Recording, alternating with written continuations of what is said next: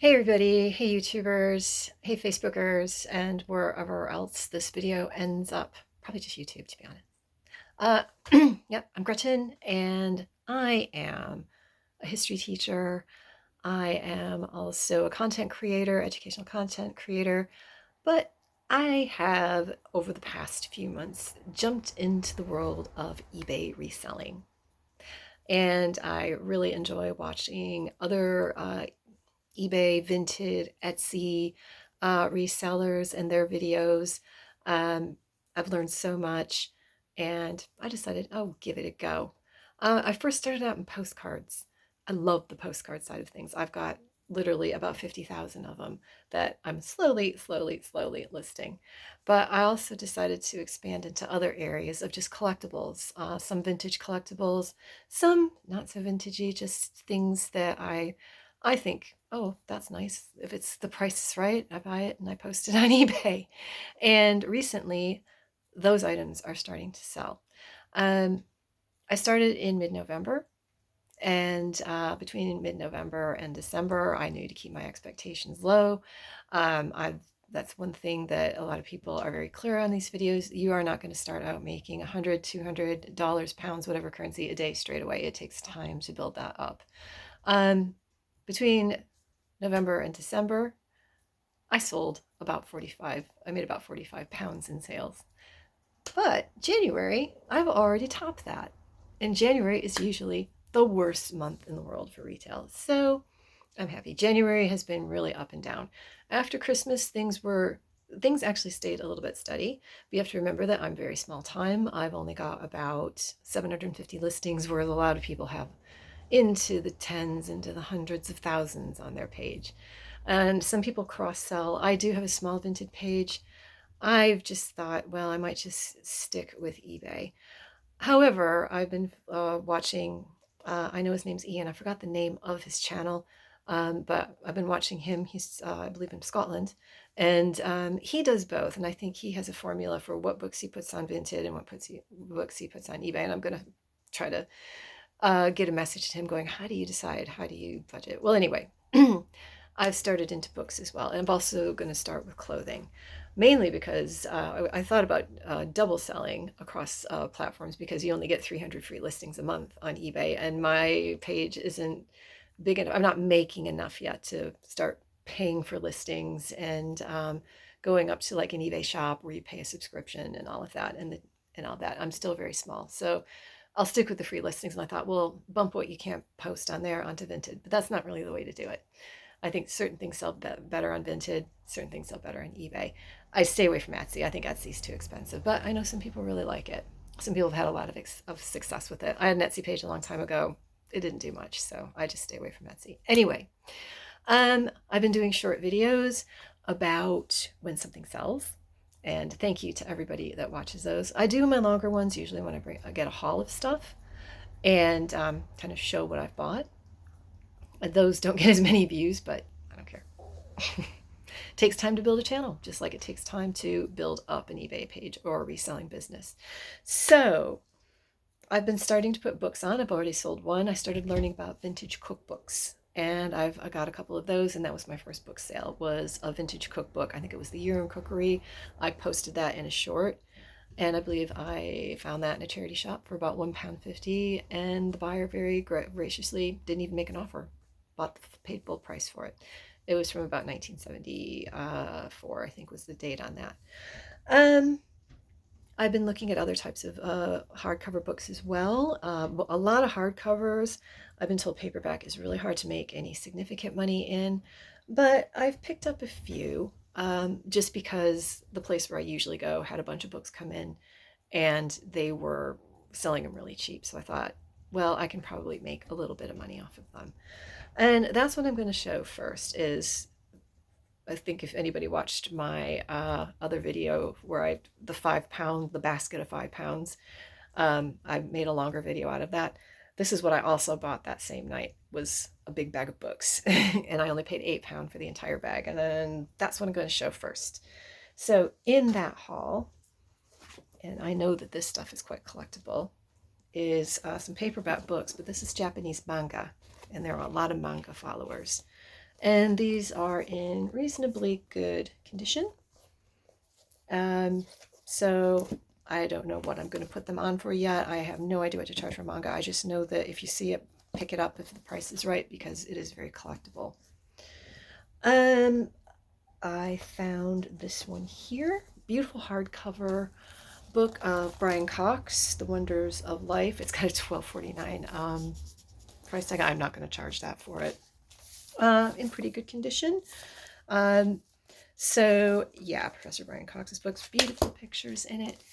I might put that up for about 5 maybe. I don't know. I'll have to run a Google Lens search on it. Just try not to let it fall on the floor. Then I found this old sort of vintagey, well, I don't know if it's vintagey. I did check the date. It's fairly old, but this is a travel book to Ecuador. I've been to Ecuador. I don't know if people even buy really travel books much anymore, because a lot of times you just do your research and get stuff online. But yes, this is 2005, so it is just over the line of vintage. And yeah, vintage travel books, there is a bit of a market for those. I've got another one that was of Sweden. Okay, then we have got a few just sort of, this is paperback, Mad Girl, very good condition. A Dean Koontz hardcover, so that's in pretty good condition, so probably sell that for a couple of pounds. Oh, nice big Dan Brown hardcover, very good condition, like almost new, so that came in that haul. This is all going to hit the floor any second, I can feel it. Another one, Leslie Pierce, Liar, again, hardcover, very good condition. Ding. Couple of paperbacks here. Yeah, Stuart McBride. I was just watching, I can't remember his name, his page name, but Ian, I think he actually had a Stuart McBride book in there. It wasn't this one. Paperback, fairly good condition, so yeah, maybe put that for a couple of pounds. Here we go. Kate Moss. Not Kate Moss, the actress. Very good. Yeah. And then Lisa McKinney, this one. So yeah, those again, good condition. Put them up for a couple of pounds. We're nearly there for this one. So let's see, Jeffrey Deaver, The Kill Room, and James Patterson. I think I don't know if it was James Patterson that somebody said that they didn't see a whole lot of recently. So I've got one. They were a reseller saying they're struggling to find James Patterson books. And lastly, we got hardcover of Bill Bailey, My Animals and Other Animals. I think he runs a zoo or something, like a small zoo. He's an animal lover, so that's hardback as well. So all of these and all, this whole stack here, I paid £8 for. So I know that a couple of book resellers say you should try to keep it to about 25p a book. We haven't quite done that, but I think this works out to about 50p a book. And some of these are hardcovers, so I think there's a bit more scope on hardcovers. So anyway, it's 1, 2, 3, 4, 5, 6, 7, 8, 9. Yeah, I think it's probably about 50p a book. Yeah, I think it was exactly 16 or 17 books. Okay, well, anyway, that was out of that haul the same night that I went and went to the place and got the £5 basket and this. My arms ached carrying all these books home, believe you me. Okay, also this week, I went over to one of our local charity shops. Another book reseller that I follow, he's from America, but he was giving some really good advice about just nonfiction books, trying to find some things that have small publishers. They will probably sit on your page for a while, but you can make some decent money on selling these types of titles. So I actually went out and got another haul of books. This is a lot smaller, but a lot heavier because these are all hardcover books. So let me bring this over. I should have planned this better. I know. Being a teacher, I should know better. Plan. I really like this now because also I'm a history teacher. But I found this in one of our local charity shops. This is about the Falkland Islands War, and I've already Google Lensed this. Problem is, there are a few of them on eBay already, and they are priced one end to the other. Some are going for about £30, some are going for £5. But what this is a day-by-day account of the Falkland Islands War. And it is made up of like different editions of there's like 14 editions of magazines in here. So very interesting. I could almost see me keeping this. But I think a veteran or a war historian or somebody would really like that. It's a really lovely book. Good condition. So I have no idea what I'm going to put it on for. I think I paid, again, like £1.50 for it. I'm probably paying a bit more than I probably should for some of these, but I'm new to the game. If I make some money off of it, I'm happy. I do eventually, like, we're learning, you learn as you go along. Okay, another cookbook, The Diary of British Food. I have seen these on. I don't think they sell for a heck of a lot of money, but they do seem to sell quite a lot of them. So I think they would go for about a $5. So again, I'd make a couple of pound off of that. Next one, Companion to British Wildlife. So another very pretty one. I think this is a first edition as well. It is probably about 40 years old, but again, great condition. Very kind of a niche thing.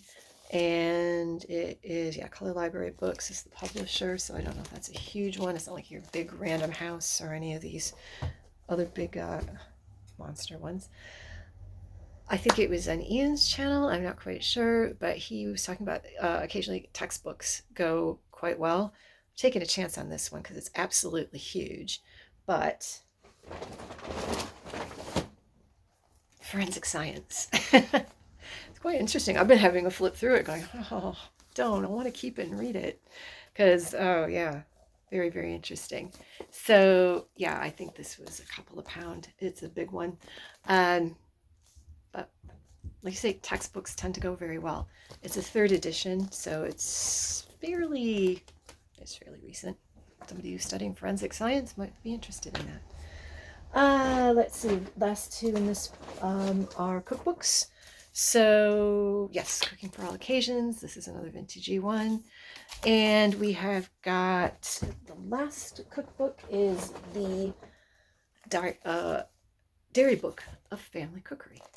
So again, I spent on this lot a total of £7. So not a lot of money for some very nice books. And I think I will at least make that back. Okay, so that's that lot. I believe that was yesterday. I had a break in between classes, so I had to go down to the post office and post some things that I sold. So I thought, I've got empty bags. Let's go take a quick look into the shops. Of course, I always tell myself, I'm not going to buy anything. I'm just going to look. That never happens. But I set myself a budget of £40 to spend last week, and I'm only up to about 22. And I'll show you what I spent the last £2 on in just a second. I'm just putting everything away. This is a small one. This was just today. And this is actually my bedroom that I'm sitting in. I've got a stock room upstairs that I have to organize over my next school holiday, which is in 2 weeks. Okay, so again, going back to some hardcover fiction, we have got one of the channels that I watch. She said that these actually can be quite saleable. It's Dean Koontz, but it's 3 novels in one. So these can be quite popular because people feel like they're getting their money's worth. So bought that at a local charity shop. This one I have to look up because it is actually a signed copy of Peter James' Left You Dead. There it is. There's the signature. I think it was Ian's channel. I think he just recently said you do have to look because sometimes that does increase the value quite a bit. Sometimes it doesn't do very much, but it's always worth noting that it is a signed copy. And finally, again, we've got another hardcover. I put everything in the most peculiar places, so I'm sorry you have to look at my big face. Another Dean Koontz. false memory. So I spent, for these 3 books, I spent about £2. So not quite the 25p per book, but I think it's about 75p a book there. They're having a special. But these are hardcover and they're in good shape. So we'll see. These are books I wouldn't mind keeping on my shelf. So if they don't sell, hey, you got to take a chance. You got to try. So that is the book haul. And I'm going to start putting these up. Oh, and last week before last, I actually found a big lot of Catherine Cookson's, the hardcover ones and the collectors. I've been putting those up. I know those are widely available, but again, I only paid about 50p a book for those. So the charity shop is trying to get rid of them. So I bought them and I've been gradually putting those up. Again, they don't sell for a lot, but I do think they do sell quite well because she was quite popular. Anyway, so that is this week. I'm going to actually start doing, maybe not doing the shorts as much. We'll see. We'll see how sales go. Instead of every time doing a short video about when I sell something, maybe do like a lot of the other resellers do, what sold this week. Because you might get a little annoyed every time I'm going, hey, sold this. Anyway, everybody, it is Friday, the 30th of January. Everybody have an amazing weekend. Everybody knows my feelings about January that watches this. I think it's an awful month. The weather's terrible, and the only thing that you really look forward to is New Year's Day, and that's it. So it's almost done. We're almost through it. The days are slowly getting longer. Bring on spring. And yeah, well, everybody enjoy. Thank you for watching. Please like, subscribe. I really love to get this channel monetized. I'm so far off that it's not even funny, but if we can get over 100 subscriptions by the end of February, I'd be really pleased. So thank you, everybody, and ciao.